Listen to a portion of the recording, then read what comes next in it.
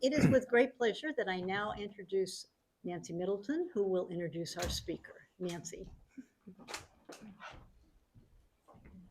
Hello, everybody. Roy Mash is the author of Buyer's Remorse, a poetry collection.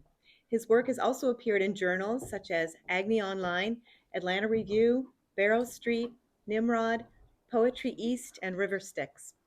He was a longtime member of the Marin Poetry Center and is the recipient of the Atlanta Review International Publication Award. Please join me in welcoming Roy Mash.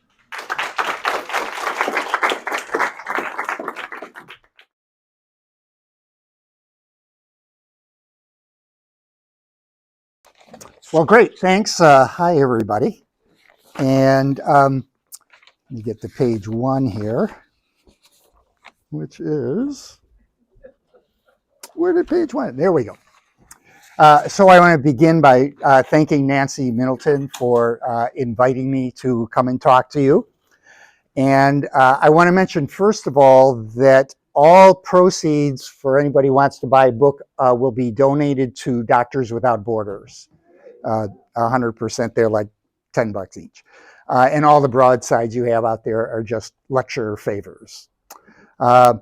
So my game plan is to talk for about a half an hour, then do a reading of my own work for maybe 15 minutes or so that I'm hoping will illustrate some of the points that I made during the talk, and then Q&A afterward for 15 minutes, although feel free to interrupt me with questions along the way if you like. So I'm going to be talking today about the art of diction, which I think of as just roughly style or tone as opposed to content. So tone can be, among other things, elegant or vulgar. It can be romantic or gritty. It can be folksy or formal. Just, think about the difference between the word howdy and notwithstanding. They just belong to different worlds of diction, just in a single word. So that's still a kind of a vague description of what diction involves, but during the course of the talk, I hope to pin it down a little more closely. So let's begin with a couple of examples. Here's a line from a novel. It is a truth universally acknowledged that a single man in possession of a good fortune must be in want of a wife. So, brownie points here. Who's the author?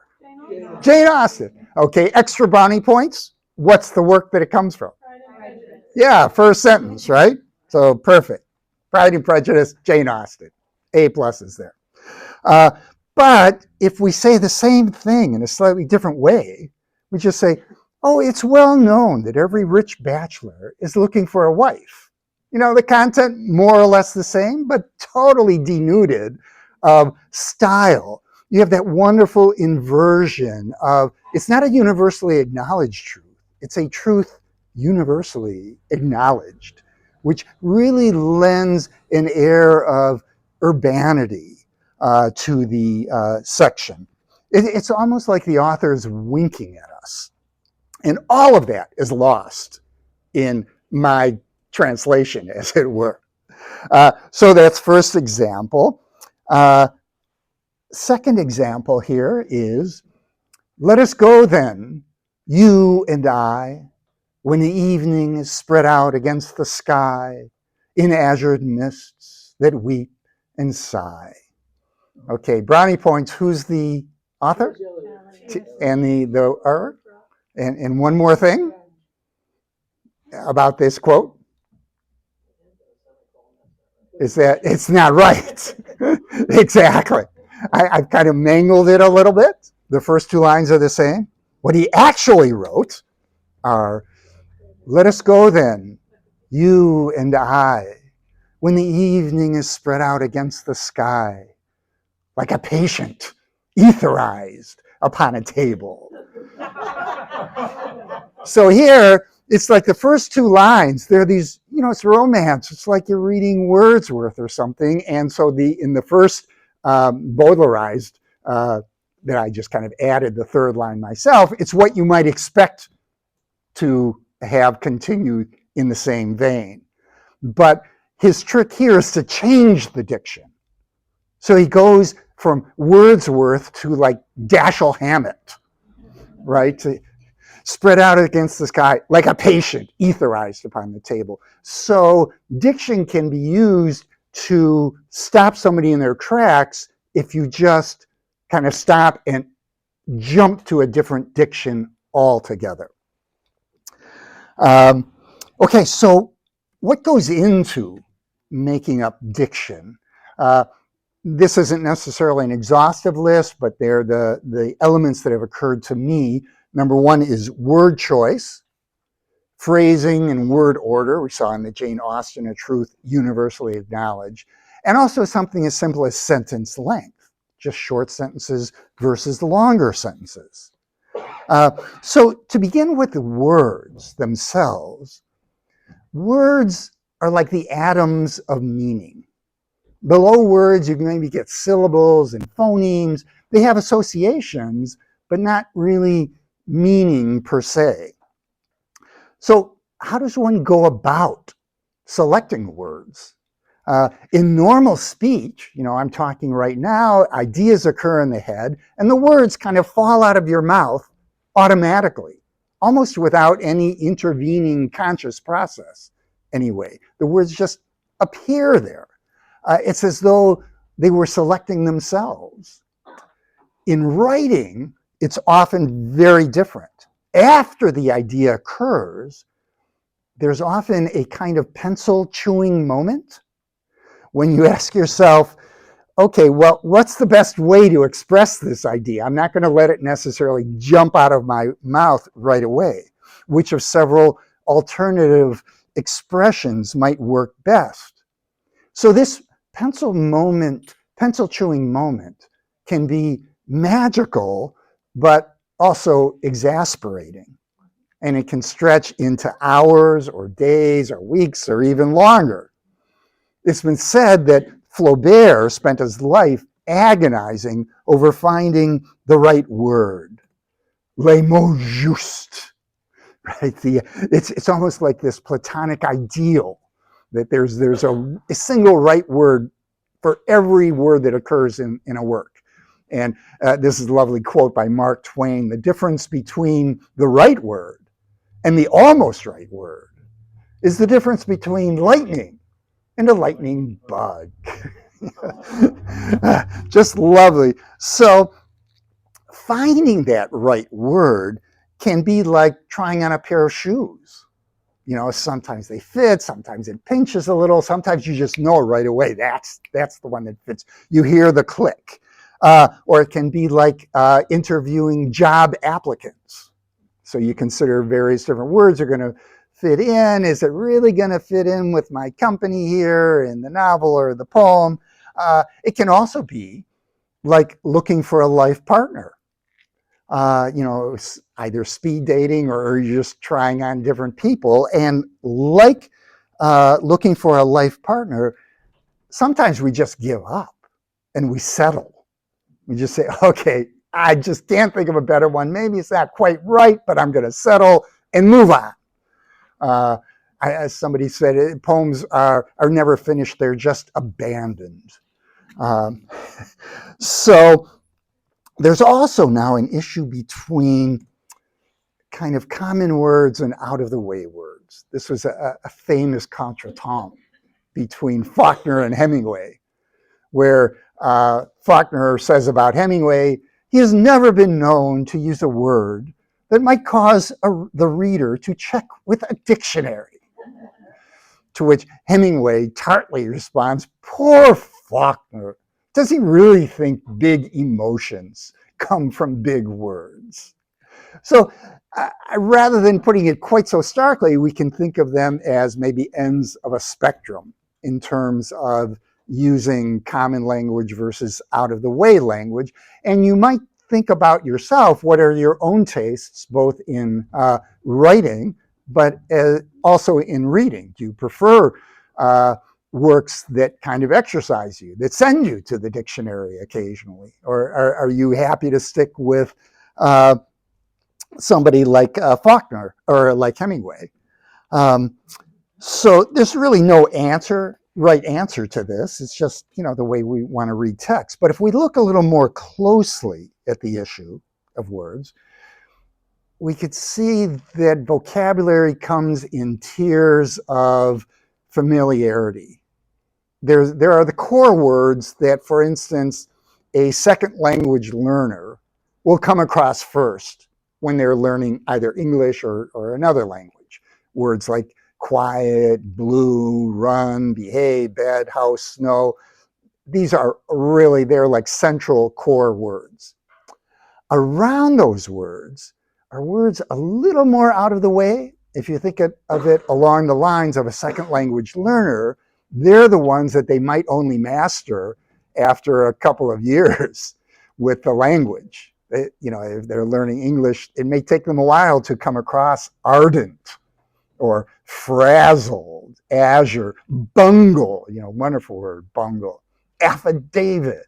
There's a whole bunch of words that are in the active vocabulary of most native speakers, but they're not in this core. They're slightly out of the center and a little more unusual. Humidor, wonderful word, gaff. Still farther out on the spectrum of familiarity are words that belong to what we can call the passive vocabulary. So this will differ from person to person. In passive vocabulary, these are words that you kind of recognize and you've seen before, but you might be hard put to actually define yourself. But they're nevertheless not completely strange to you. They've crossed your eyes before, but a little more in your past. They're not necessarily words that you would use yourself all the time. So these are words from my passive vocabulary. And this is going to vary from person to person. Alluvium. Okay, what's alluvium? Badinage, congeries, desultory. I cannot tell you how many times I have looked up feckless. It just not stick with me. But yet I've read it, lambent, truculent. We're going to see an example later on today from truculent, recherche. And then really far out, we get the arcane words. I don't know if you've ever listened to that radio show, My Word, I think, where one of the games is they give these very literate, intelligent people words from the dictionary that nobody's ever heard of, and they make up definitions. So words that for me are truly arcane are benthic, chitin, kohash, eclog. Now, some of these you actually may. Does anybody actually know any of these? Okay, which ones do you know? Benthic, chitin. Wow! Chitin is the outer surface of an insect, some kind of insect. That is great. Benthic means the deep ocean. So can we get a hit on all of them? Is there somebody in the room that knows any, like impasto? Something to do with Yes, impasto. impasto is a kind of Thick paint? Yeah. Like paint, yeah. Great. Farthingale? That's a, What's that, spall? I don't know the answer. These are arcane to me. So. Spalling is when a tank shoots another tank, the victim tank, the armor on the inside breaks loose. Wow. Becomes objective. That's spalling. That's what I said. I love it. How about farthingale? martingale, I think it's a part of the furnace. Nope. So far, this is one I did look up. In those big hoop skirts, like from the 18th century, I guess those are the hoops that hold the skirts out are called farthingales. So, what are the lessons we can kind of learn for this? My sense is that, you're going to use a lot of core words, but that it's these peripheral words that will add seasoning to the writing. They're a little farther out, words like yank instead of pull, or frazzled, bungle, they'll give a little more spice to your writing. Like any kind of seasoning, though, you can overdo it. You can like throw too many of these in. So it can be a balance. And then the passive vocabulary, a little farther out, maybe depending on how authentic you want to be. And then the arcane ones, I think, unless you're really writing for, a journal of biology or something, I'm not sure I would stick with chitin, but who knows? I'm not making the rules. Because the thing about the peripheral words is they don't put a definitional strain on the reader. They kind of wake up their taste buds. The passive ones will vary from person to person, but may put a little more definitional strain on them. And of course, we all, as I'm reading along, I'm often making little check marks in the margin to say, okay, I got to look this one up, like feckless for the 14th time. But you don't necessarily want to seem like a writer who's composing a crossword puzzle either. Okay, so let's jump to another issue in diction. Oh, one more thing on this issue is that it's possible to write in completely core words and still be effective. These are famous lines from Robert Frost stopping by woods on a snowy evening. The woods are lovely, dark and deep, but I have promises to keep and miles to go before I sleep, and miles to go before I sleep. So there's no definitional strain at all. These are all, the second language learner can go here to this poem and understand the words anyway perfectly. Whatever magic these lines have is not due to him playing with out-of-the-way words. It has to do with rhythm and imagery and idea. Okay, so now I want to jump to another interesting feature of the English language. We don't only have words that come from German and Latin, but there are two major influences on English, and words tend to come in pairs that have a German root and a Latin root. So the German is anger and the Latin is rage. German is begin, Latin commence. Help versus assist. Understand versus comprehend. Building versus edifice. Deadly, mortal. Ghost, apparition. Buy, purchase. And you can sort of see a pattern emerging here. The Latin words are a little more educated, elevated, commence. Let's commence the meeting.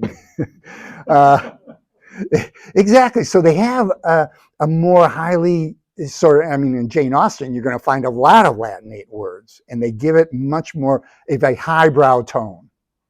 And German is more of a street level tone. But that pattern doesn't necessarily hold all the time, because here are some other examples. Blossom and flower. Blossom is from the German and flower from the Latin. Blossom is the little fancier word than flower. Swift and rapid, maybe split the difference there for me anyway, in terms of how fancy they are. But it's a definite feature of English that the tone of the writing will be dependent on whether you're borrowing words from the German that have a German origin or a Latin origin. So let's play a little game now. Your turn. Okay, the German is teach. What would be the Latin? Instruct. So there's actually two, educate and instruct. That both come from the Latin, interestingly. How about freedom? Liberty, perfect. Ask. So this is the verb. So inquiry would be a noun, right? Inquire, I guess. Inquire, maybe request. Inquire. Yeah, would be the Latin. Forbid. Prohibit, perfect. God. Deity. Geez, you guys are sharp. Height? Altitude. Yeah, altitude, exactly. So this gives you that sense that depending on whether you want to choose to use words from Latin or German or maybe mix the two, it's really going to affect the palette of your writing and the tone that it gives. So I'm now going to give some examples of some of the other elements that go into, we've basically been talking about words this entire time, but you also get issues of phrasing, of word order, as in the Jane Austen we saw, and also of sentence length. So here's a poem by Stephen Crane. The title of the poem is the same as the poem, I Saw a Man Pursuing the Horizon. I saw a man pursuing the horizon. Round and round they sped. I was disturbed at this. I accosted the man. It is futile, I said. You can never. You lie, he cried, and ran on. So these are all short, jabby sentences and phrases. There's no subordinate clauses happening at all. This is like, a boxer, jab, jab, jab. He's getting right to the point, very laconic, and nothing kind of fancy is occurring in terms of the sentence length. He's keeping it short, to the point, and it becomes almost fable-like. Now here, I'm going to go into a slightly longer passage from this wonderful book, A Gentleman in Moscow by Amor Towles. And in this section that I'm going to read and talk about a little, he's going to mention Field Marshal Kutuzov, who is a Russian general in the 18th century. But in the passage, it's the name of a cat. And in terms of my own passive vocabulary, I had to look up an image of borsois, because we're going to see borsois chasing a cat around. And it's important to kind of have in your mind's eye the image of these elegant borsois against the cat Field Marshal Kutuzov. So this is a slightly longer passage. Yeah, go ahead. That's a foreign word. It's a Russian word. Borsoi. Now, you mentioned Latin and German Right. words. Borzoi means, barzai means swift. Ah, is that right? I did not know They're that. greyhounds. Yeah, obviously we're not only made up of German and Latin words. We have Greek as well, Russian, but I did not know that about borsoi. Meaning of the word, that adds a little bit of information. Absolutely. I did not know that. I appreciate this passage even more now. Okay, so I've highlighted in blue the phrases and expressions that deal with battlefield vocabulary, because he's describing like a battle. And in the black bolded words are a little more Latinate. Now, in this case, we're going to see that we have, in terms of his diction, the Latinate tone that pervades the description up above, but the content is a little more like the Marx Brothers. So part of the effect here is that the diction kind of contrasts with what's actually going on. So just to set the scene a little, we're in the hotel of this, in the lobby of a hotel. And we have banks of chairs that he's going to compare to a river and palm trees. And that's the setting of the passage. Okay. But as the Count turned to go, he noticed with some amusement that a slender shadow suddenly jumped from behind a wingback chair to the edge of one of the potted palms. It was none other than Field Marshal Kutuzov, the cat, attaining the higher ground to take measure of his foes.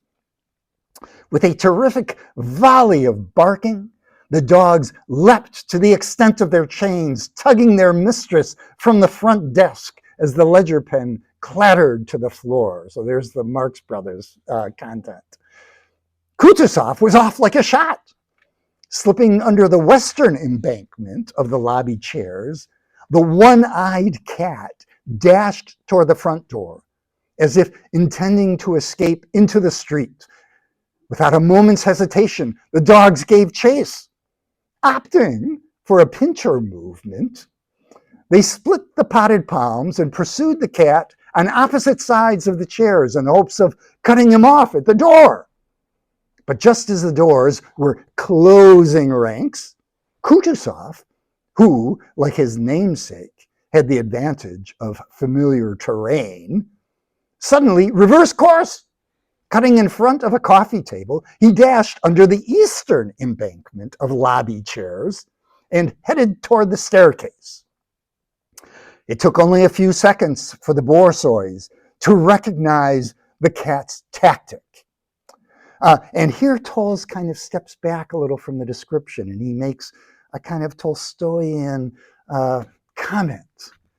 But if attentiveness is measured in minutes, discipline in hours, and indomitability in years, then the obtaining of the upper hand on the field of battle is measured in an instant. For just as the wolfhounds registered the cat's reversal and attempted to turn, the lobby's expansive oriental carpet came to an end, and the dog's momentum sent them skidding across the marble floor into the luggage of an arriving guest. So just a wonderful passage, just full of this seasoning of language and the high tone that he's here again, like with Austen, he's winking at us the entire time and just having so much fun with the description. Okay, let's go on to another example. This comes from a wonderful book, Pathco at the Wall, by Don DeLillo. And this is a little novella, and it describes the famous baseball game that took place in 1951 between the New York Dodgers and the New York Giants. And there was like a famous home run by Thompson, the baseball player. And the entire, I don't know, what is it, 90 pages, it's actually fairly big print, is spent describing the game, the people in the audience, but totally different diction, though delightful in its own way, from Amor Tolles. So here he's describing the actual hit of the home run. Not a good pitch to hit, up and in. But Thompson swings and tomahawks the ball, and everybody watches. Pathco at the wall. Notice again the short sentences here, no subordinate clauses. Then he's looking up, and Cotter, who's a person in these stands, Cotter standing in section 35, watching the ball come in his direction. He feels his body turn to smoke. A topspin line drive. He tomahawked the pitch, and the ball dipped into the lower deck. And there is Pathco at the 315 sign, looking straight up with his arm braced at the wall, and a spate of paper coming down. He went for a chin-high pitch and cold-cocked it good. Talk about a word choice, cold-cocked. It's like, I mean, who would have ever thought of using that word? You know, I don't know if that came out of his mouth right away or he took 3 weeks thinking cold-cocked is the word that I need. And I guess cold-cocked is somewhere between those peripheral words and the passive vocabulary, maybe. The spate of paper is definitely kind of peripheral sense. But a wonderful sense of action and feel for the language. What does it mean to say he feels his body turn to smoke? I have no picture. Okay, so Cotter's in, I can't remember which team he's rooting for. It might make a difference. So it's like he feels himself melting. And this is Giants against the Dodgers. They're both New York teams. This is the famous game. What's that? Thompson played with the Giants. Yes, and so they're playing the Dodgers.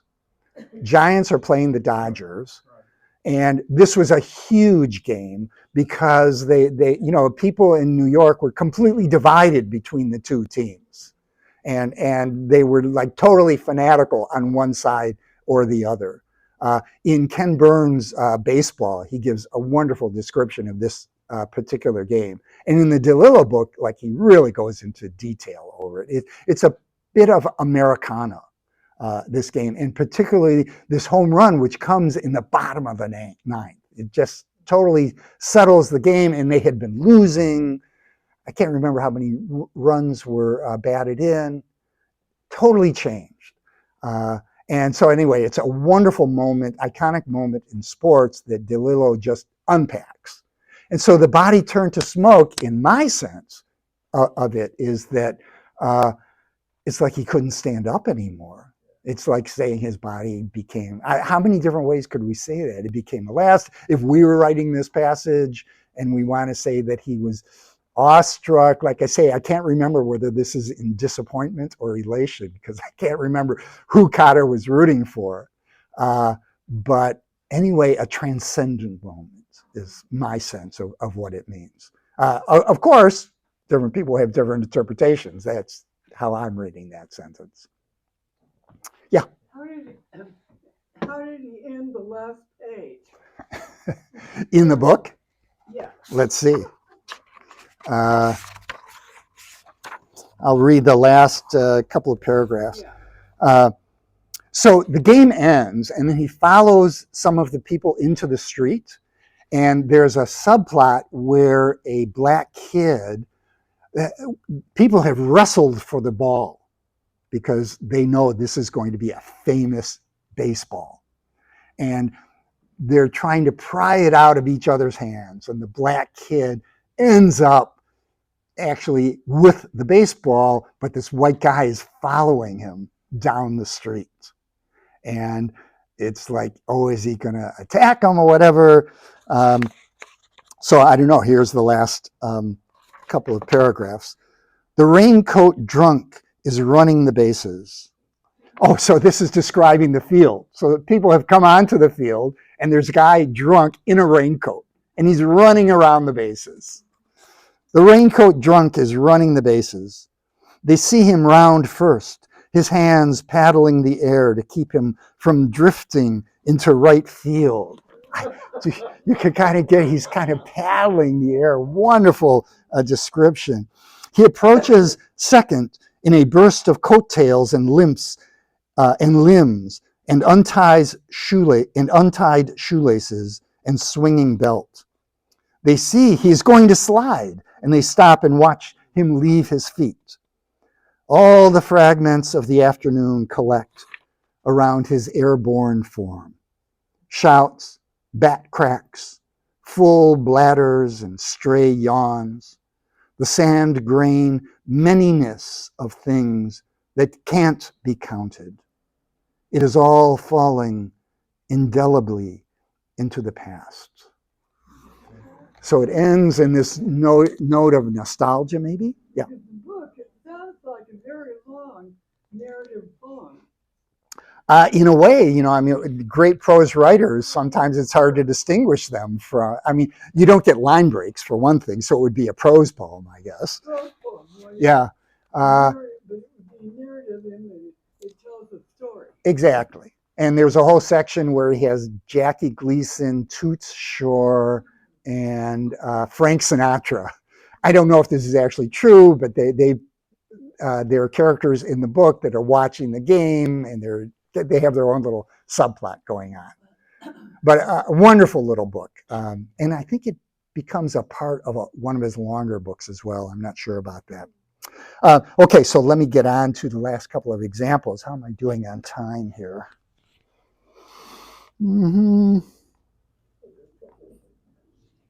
So I started at about 6:35. Well, I'll do one of these. Let's see. I'm going to do the Cole Porter, and then I'll do my own reading. So I did a sports writing here with Scott Osler, Janet Malcolm, wonderful stylist. But here's from Cole Porter from You're the Top. You're the purple light of a summer night in Spain. You're the National Gallery. You're Garbo's salary. You're cellophane. So here it's like he's starting off almost like in Prufrock, right? Let us go then, you and I. It's all romantic and flowery. You're the purple light of a summer night in Spain. And then, unlike, he doesn't go Dashiell Hammett like T.S. Eliot does, he just goes to his own little Cole Porter over the top. Each line tops the previous one. You're the National Gallery, this incredible leap of surrealism. And then your Garbo's salary, he just wants it to rhyme with gallery, but it's perfect. And then finally, your cellophane is just wonderful. It kind of undercuts that soppy romanticism with a kind of a witty tenderness in a way. It's also Yeah. describing a tap dance routine that my group and I are doing. Wow. We're just working it out. But the choreographer's 91. That is great. Remember like that cellophane? What's that? Plastic was a big thing at one time. Exactly. It was like this great invention. It was something that they were really impressed by because it was modern science. I had just one Yeah, word like for you. plastics. Plastics. Exactly. Yeah, that's it. You're cellophane. You're the top. You're the bee's knees, right? But he doesn't want to do a cliche bee's knees. So that's not antithesis. No, I don't think so. But there is, for me, a kind of a tenderness in it as well. You're cellophane. So all of these hyperbolic sentences, your Garber salary, your cellophane. For me, one of the ways that I enjoy that is to see that underneath that sophisticated, ironic veneer that he has, there's also a kind of a tenderness to it, in my interpretation. Okay, so I'm going to jump now into some of my poems. And the first one I'll do, and I'll just leave it up to you to think to yourselves, okay, what's kind of diction is going on here, and what's happening with the language. So this is called wasabi. Wasabi. Really, I call it, I've always said wasabi. Now I have to say wasabi? I'll take your word for it. You're totally the expert. Wasabi in that case. Eat this green dab if you would like to feel the skin on the top of your skull scorched away. The infantry of your hair leaping and screaming, while the emperor's horses, freed from their burning stables, flee across the swift rivers of your eyes. Bow low if you would have your brain, brazed and black with buzzing, return to the palace of the three snow plums, to awaken at the feet of the princess, who sings only of the delights of suffering.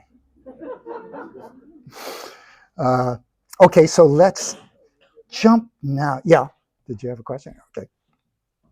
So the next poem I'm going to read is called Two Saints of Clarity. And I find myself in the Center for Spiritual Awakening here, like a fish out of water, because I consider myself a nice rational guy. I like computer programming and science and math. And it's always bugged me a little that religion has kind of cornered the market on martyrs and saints.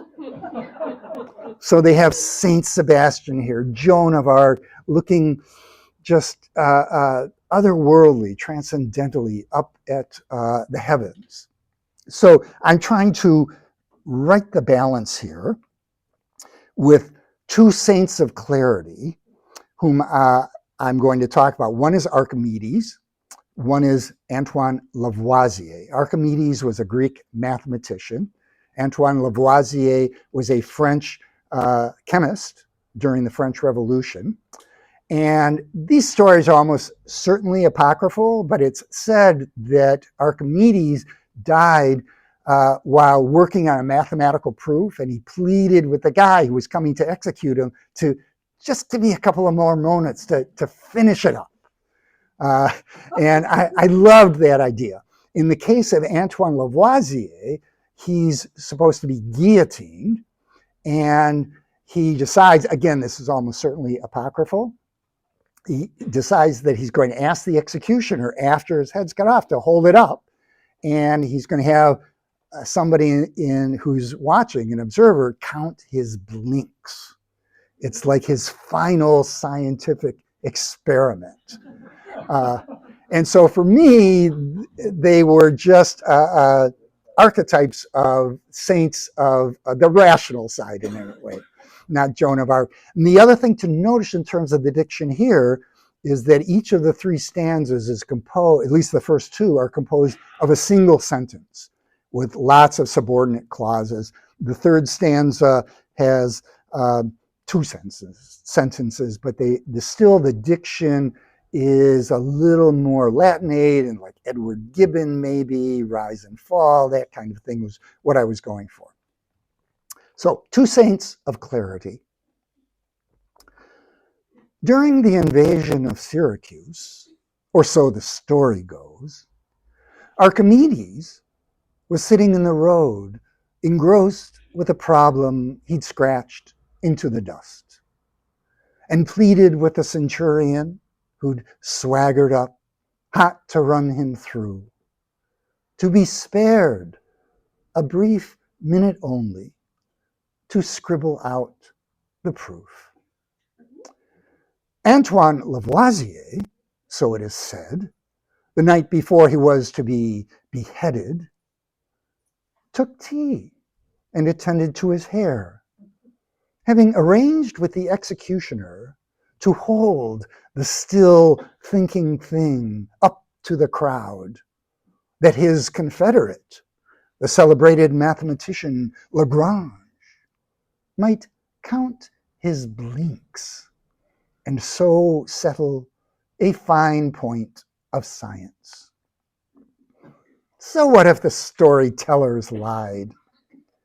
Reason loves its legends too, fables that inflame, like the tales of these saints of clarity, on whose dying faces appeared no rouge of adoration or piety, transfiguration or prayer, just pure curiosity, peering out unperturbed above the rushing blood.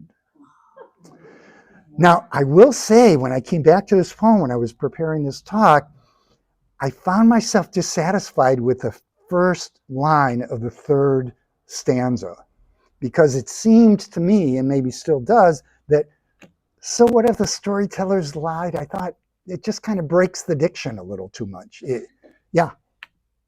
You know why Lavoisier was executed? He was a French tax collector. Exactly. And he was, yes, an aristocrat. You didn't mention that, though. No, well, you got to pick and choose, right?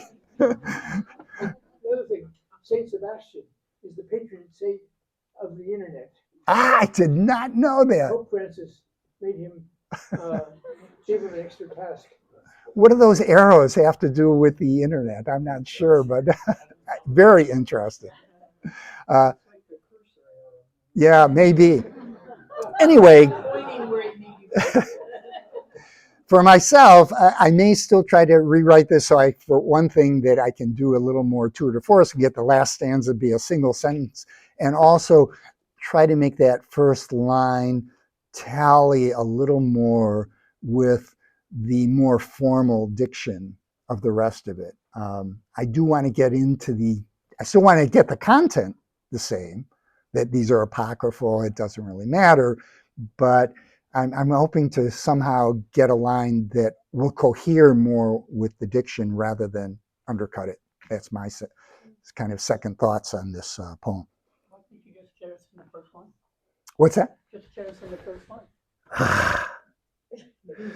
You know, I'm kind of stuck with, well, for one thing, if I just jump to Reason Loves Its Legends too, that would that follows on a previous thought. So I can't quite just jettison it. And also there's something nice in the formality of having, there's a lot of rhymes that go on here, a rhyme scheme, the sort of the formal requirements of having the stanzas be of the same length is part of my own obsessive compulsive approach. But they talk about formal poetry, the strength comes from the tiger being in the cage. That it's like you got to have that cage, the formal restrictions, and then, but you make it look easy. Yeah. With that first line in the third stanza, if you change the word lie to erd, E-R-R-E-D. So what if the storyteller's erred? It means they made mistakes, maybe not intentionally, maybe intentionally. That changes the whole meaning of it. That's interesting. I'll definitely think about that. That one word change. Right. So this is the pencil chewing moment. Okay. Okay. So here's different diction altogether.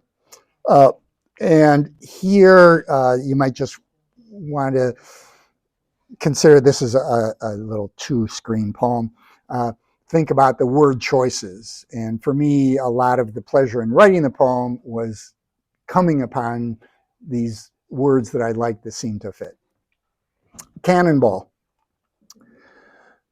It was a great pow of a dive, made for boys who specialized in feats of little skill and spectacular effect. Impudent competition for the God-shaped swan, all breast and feather and grace, the jackknife that released itself to slit the water like a lover's hand slipping into an open robe.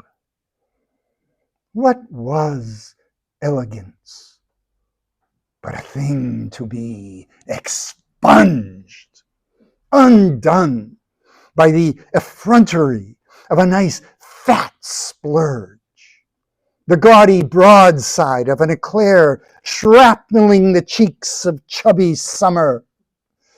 Goodbye, cruel world! The wrecking ball of the body cymbal crashed into the smug surface. Depth charge churning in a blue fury of bubbles. Cool nucleus of boy sizzling in the silent below.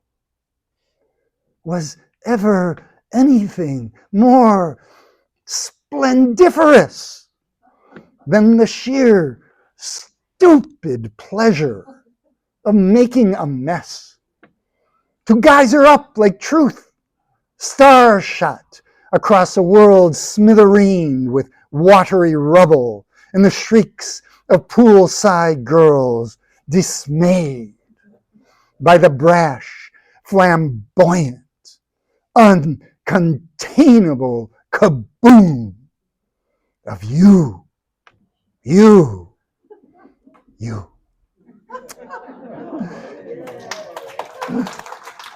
So I don't know. Do I have time for 2 more, or shall I? Who's my timekeeper here? Okay. Let me try one more because I want to finish with this one, and it's not going to involve. And I've kind of taken questions along the way. I want to do a poem here that talks about my method of writing. I often like to write in public, I find myself in Pete's Coffee with a kind of cone of silence around my head. And I'm picking out words from the areas around me. So this is called the plagiarizer of words. You're not going to see it on the screen. The plagiarizer of words. Out of the streaming radio of voices in the cafe, Out of the sports section spread before him in the tiny round table they stick you with at Pete's. Out of Dunn's new and selected poems, 1974 to 1994, obscuring the scores, not to mention the junk drawer in the dresser of his head. He snitches words like a frog snatching flies. Thimble. Haphazard. Numbskull. Which collage themselves like raquettes, which sets him off on collision. Kalashnikov. The syllables wiggling and kicking his mouth next to the hazelnut muffin. Before long, he finds himself ventriloquizing so as not to seem too crazy to those around. Garage. Zhivago. Je ne sais quoi. His coffeed head now kazooing like a dozen bees, which in turn brings him back to numbskull. The air is reverent with fraudulence, fraudulent with revelry. He loves splashing about in language, bucket in hand, towing the debris. From Dunn this morning, he pockets jetty, pucker, obstinate. Flipping back then to the live program around him, a Silmar,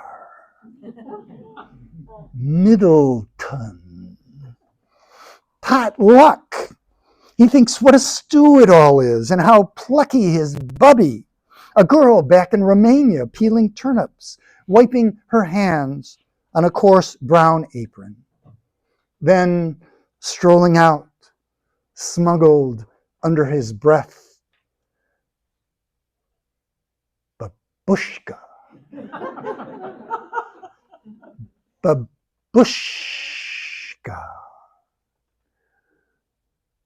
Babush.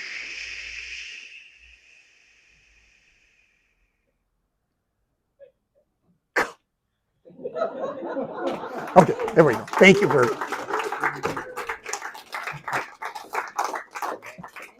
Okay, so now we can go to questions and. Or you've been questioned out along the way. Yeah. How do you practice reading? You're a very good reader, obviously. How do you work with that? I practice a lot. I mean, I try to read the poems the way they sound to me in my head, but it's important to me in practicing, and part of it is also is that not to just go out and read the poems, but to practice them. Like if you're a musician, you practice the numbers. And sometimes I'll actually score a poem. I'll say, okay, I'm going to emphasize here, I'm going to pause here. And then the other thing is to try to inhabit the poem, to make it seem as though not I'm writing something on the page, but that when I talked about the words occurring in the head and falling out of the mouth, it's like they're falling out of my mouth automatically. Yeah. It's a performance. Yeah. Yeah. I don't want to say this, but I have to. The reason Donald Trump is such an effective speaker is that he performs. So now I'm being compared with Donald Trump. This is a moment that I am going to sort of etch in my memory.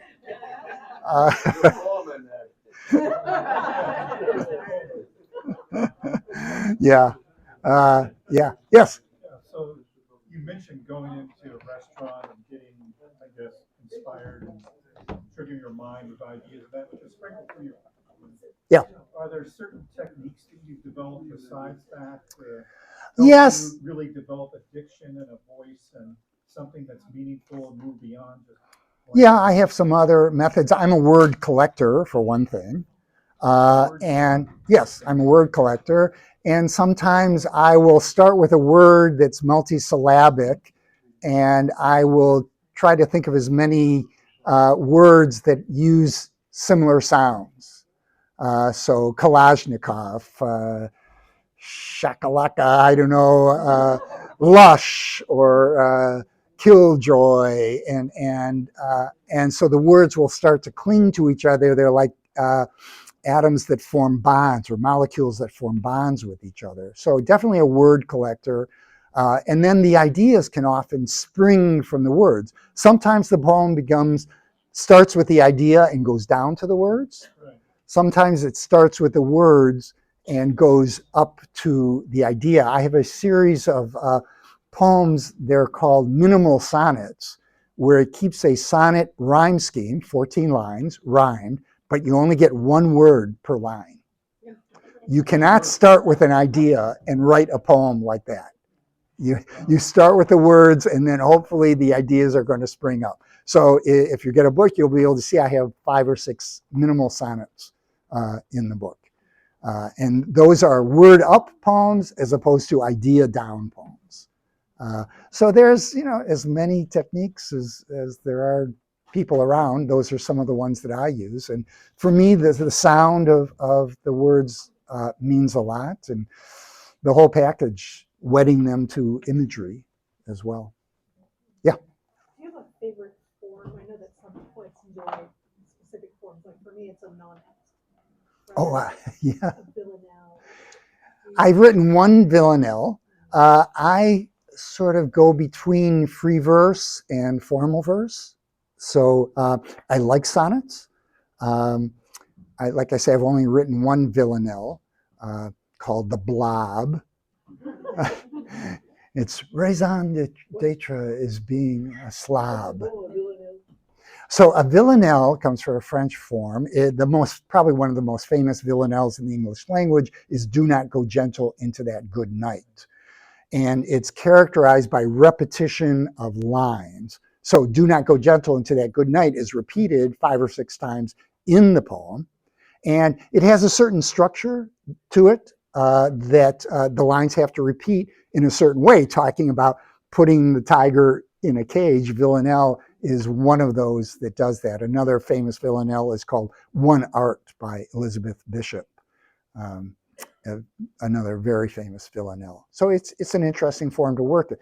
The working a form is kind of nice because you have to make something rhyme or have a certain rhythm, and that will force you into thinking of words that you would not have thought of otherwise. And those words will introduce ideas then that you would not have thought of otherwise. And the poem starts to take on then a life of its own and becomes a little more like a dance. You can't just bully your partner around the dance floor.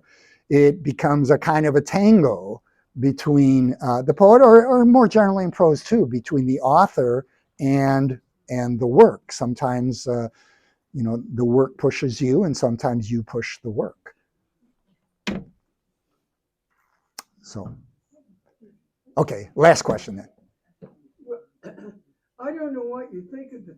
First of all, I think you're wonderful. Oh, thank you. I would love to see you out there with the young people, the ones who are coming up now. You saying something about my age? Yeah. Because they need it. Yeah. With the discipline. Yeah, and young people, of course, have their slam poetry, and that's very performance oriented. But yeah. You really work at this. Oh, absolutely. And poems can take me a long time to complete. It's like I say, you sort of abandon them at the end. You don't necessarily finish them.